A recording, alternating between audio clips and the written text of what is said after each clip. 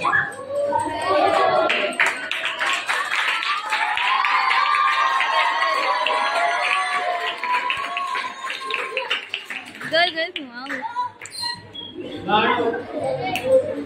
तुम्ही सर्वजण खूप लकी आहात की या आपल्या कार्यक्रमाला तुमच्या समोर हा कार्यक्रम होतोय। विशेषतः जर मुलींचा विचार केला तर तुम्ही आज शिक्षण घेताय तर फक्त एवढ्या एकट्या माऊलीमुळे तुम्ही आज शाळेमध्ये आहात। तुम्ही महाराष्ट्र आपल्या भारतामध्ये जर थोर विचारवंत तत्त्ववान जे काही थोर पुरुष होते भारतामध्ये त्याच्यामध्ये महाराष्ट्रातले व्यक्तिमत्व जास्त आहे। छत्रपती शिवाजी महाराज म्हणा, महात्मा फुले म्हणा, डॉक्टर आंबेडकर म्हणा, म्हणजे महाराष्ट्र या आपल्या राज्यामध्ये खूप असे मोठे थोर पुरुष होऊन गेले। तरी देखील काही काळापर्यंत आपल्या राज्यातल्या स्त्रियांवरती अन्याय अत्याचार हा होत होता। डॉक्टर बाबासाहेब आंबेडकरांचे वाक्य राहणो की शिक्षण एका वाघिणीच्या दुधासारखे आहे, जो प्राशन करे तो गुरगुरल्याशिवाय राहणार नाही। आणि याची खरी गरज ओळखली ते म्हणजे एक महात्मा ज्योतिबा गोविंदराव फुले यांनी हे ओळखलं की समाजामध्ये स्त्रियांची ही अवस्था का आहे, तर त्यांना शिक्षण नाही आणि दिलं तर त्या स्त्रियांमध्ये प्रगती होईल आणि प्रगती झाली तर एका कुटुंबाची प्रगती होईल। हा विचार महात्मा ज्योतिराव गोविंदराव फुले यांना आला। महात्मा फुले यांनी या कार्याला सुरुवात कशी करायची हा विचार करत असताना महात्मा फुले पुरुष आणि स्त्रियांना शिकवायचे।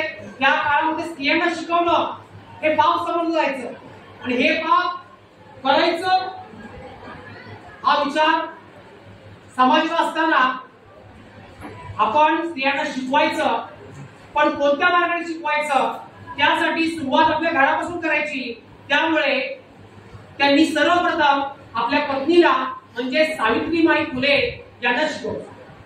सावित्रीबाई फुले यांना शिकवलं, त्यांना चांगल्या प्रकारे शिक्षित केल्यानंतर मग त्यांच्या माध्यमातून इतर स्त्रियांना शिकवण्याचं कार्य चालू आहे। याच कार्यामध्ये समाजातल्या बऱ्याचशा वाईट विचाराच्या लोकांनी अक्षरशः अंगावरती दगड शेण टाकलं गेलं। परंतु तुम्हाला सांगतो आपल्या रिक्षा स्टँड वरती त्या व्यक्तीचा भला मोठा फोटो आहे, आठवतंय कुणाला? कोण सांगेल कुणाचा फोटो आहे? पाण्याचा असा एक कारंजा आहे आणि त्या कारंजा पुढे त्या व्यक्तीचा मोठा फोटो आहे। रिक्षा स्टँड आपल्या होमगार्डच्या समोरचा वस्ताद लहूजी अतिशय योग्य दिला। हे लहूजी वस्ताद होते। ह्या लहूजी वस्तादांनी ढालीसारखी महात्मा फुलेंची आणि सावित्रीबाई फुलेंची मदत केली। लहूजी वस्ताद त्यावेळेला दांडपट्टा कुस्ती याचे प्रशिक्षक होते आणि त्यांच्या सोबत घरी अशी पैलवानांची फौज असायची।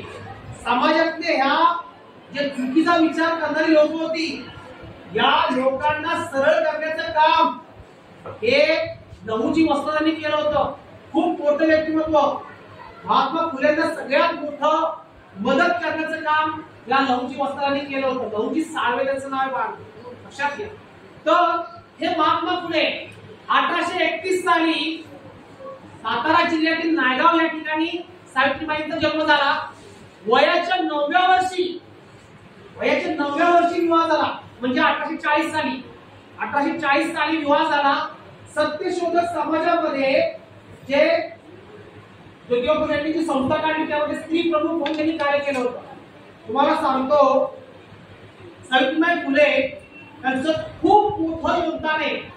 यांचा शेवटच्या काही दिवसामध्ये महाराष्ट्रामध्ये प्लेगची साथ आली होती। त्यांचा मुलगाचं नाव यशवंत डॉक्टर होता। रस्त्याने जात असताना एक प्लेग झालेला व्यक्ती रस्त्याच्या बाजूला पडला होता. सावित्रीबाई फुलेंनी त्याला उचलत.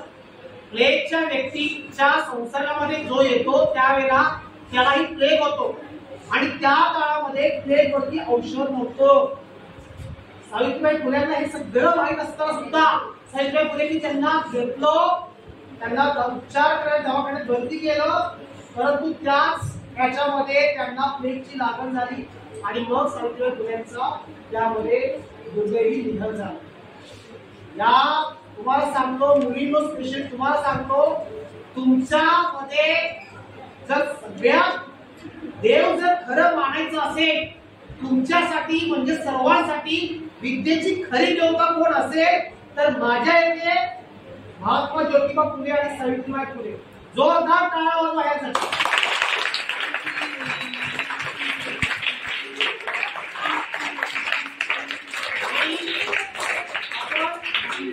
या महाराष्ट्रात जन्मलो आहोत हे आपलं भाग्य.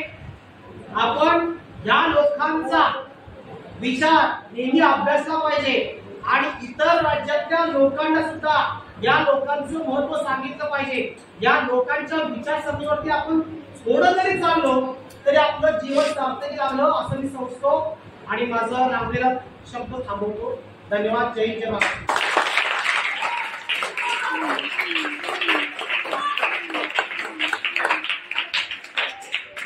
धन्यवाद सर. मुलांना खरंच मुलाचं मार्गदर्शन केलेलं आहे.